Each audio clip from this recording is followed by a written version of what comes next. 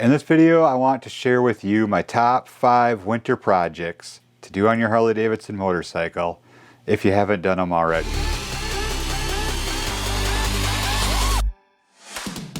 What's going on, everybody? My name is Andrew. This is my YouTube channel, Touring Midwest. This is my 2016 Harley Davidson Road Glide Ultra. If it's winter time and you're bored and you're looking for something to do, I've got 5 projects that you should definitely do to your Harley Davidson if you haven't done them already. But before I get into it, previously I've done another video about the first 5 things you should do to your Harley Davidson after you bring it home from the dealership. So I'm not going to include any of those things in this video, but if you haven't seen that one yet, you need to check that out, because if you haven't done any of those things, you should definitely do those before you do this 5. So you might have a pretty busy winter. Anyway, let's get into this video.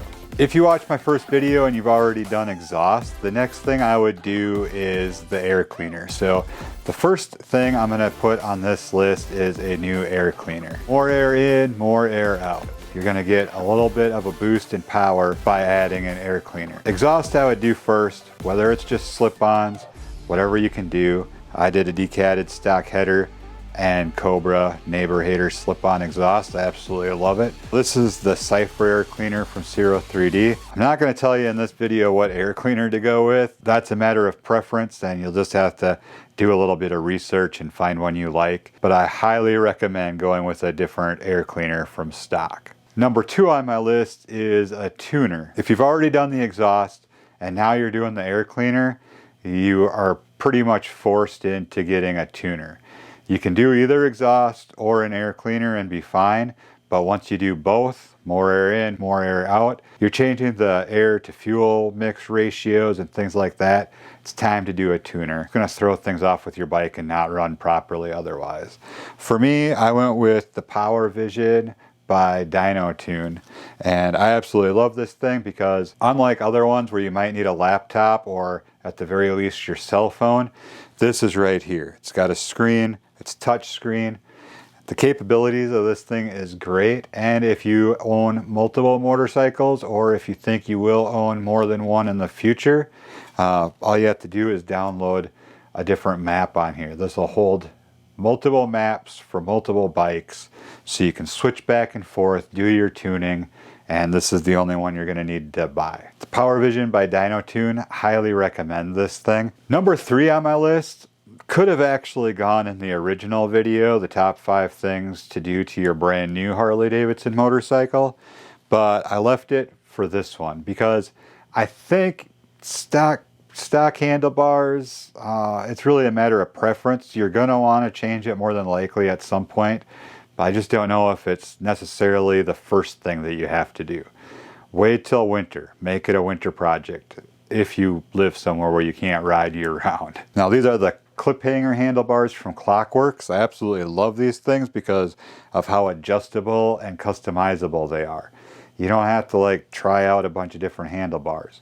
Though I will say, if you have the opportunity, friends' motorcycles, used motorcycles at the dealership, whatever, if you're able to sit on a bike, get an idea of at least the height and kind of the width that you feel comfortable with on your bars. These are 14-inch ape hanger handlebars. They're called clip hangers because they come in pieces. So you get this main part of the handlebar, the U shape here that you see, and then these parts clamp on.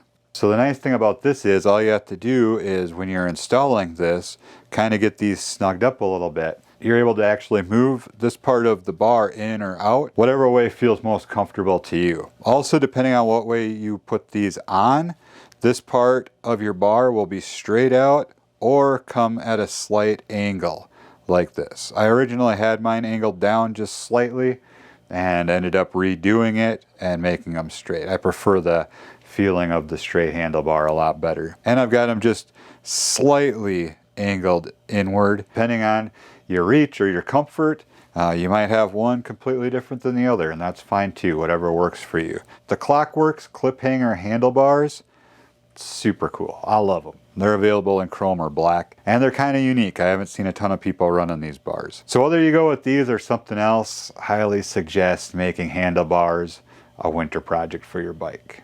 I feel like number 4 and number 5 aren't really in any particular order.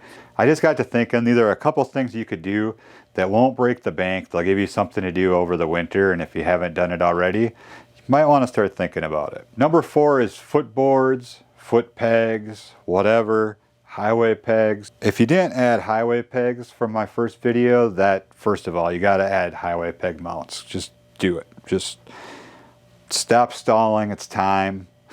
I'll put a link to the ones that I'm going to be adding to the bike here pretty soon. I'll drop that link in the description below. I'm still running all the stock footboards on my bike, the ones that came with the bike. I haven't had complaints personally about it. It doesn't really bother me. If I was going to do more customizing, and maybe we'll get to this winter after running them for 6 years, I might decide to do something different here. Me personally, it's not a big deal to me.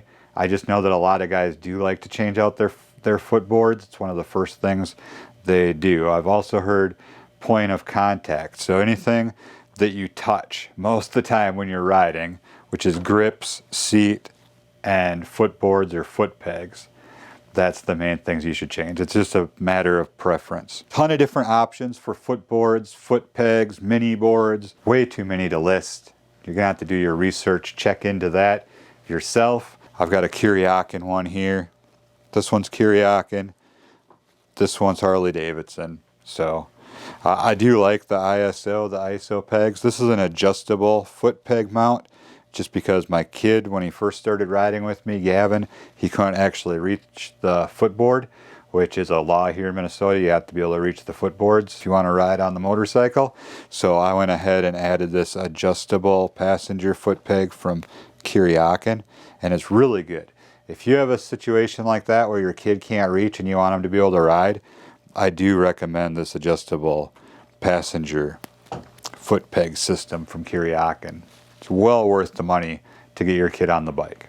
And I got Gavin on years earlier than I would have been able to if I had just waited for him to be tall enough or have long enough legs to reach the footboards, because he's been riding with me for the last 3 or 4 years easily. Actually, probably closer to 6. Ever since I bought this bike, he's been riding with me. And it was just this past summer that he was actually had long enough legs to reach the actual stock footboards. So we got 5 seasons of riding with that adjustable passenger peg mount. So well worth the money for it, in my opinion.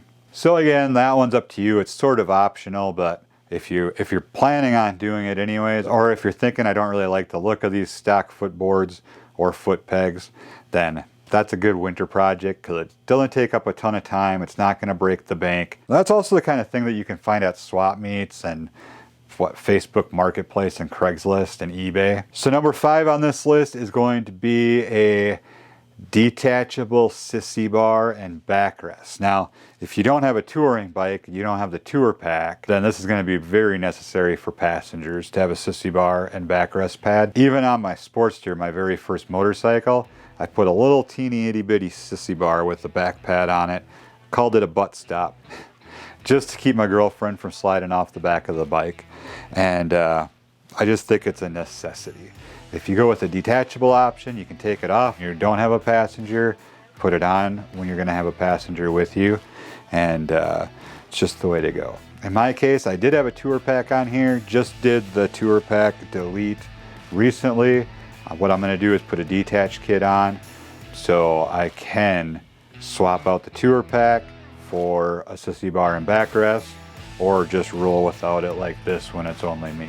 Rider comfort, passenger comfort, mainly what we focused on today. A little bit of performance with the air cleaner and tuner, but most guys are going to do that anyways. That's why I wanted to add it to this list. This way, you did the exhaust right away. Now you've done the air cleaner, the tuner. That's a full stage 1 kit, so you are set. Everybody should go with stage 1 minimum no matter what. Like, nobody wants a stock bike. Just make the changes. If you're watching this video, you probably wanted to make some changes anyways. With the video I did previously and this video, that's actually 11 things because I had a bonus one in that first one. So 11 things that you can do to your motorcycle to change it up a little bit of personalization, keep yourself busy. I appreciate you sticking around till the end of this one. If you're still here, just drop in the comments hashtag upgrade season. Hashtag upgrade season, just to let me know you made it here. And I'm always reading the comments and all that, so if you leave a comment down there, I will for sure read it and I will know that you watch the video all the way to the end. So that's going to do it for this one, you guys. Thank you very, very much. Stay safe out there as always. Have a good one. I'll catch you in the next video from Touring Midwest.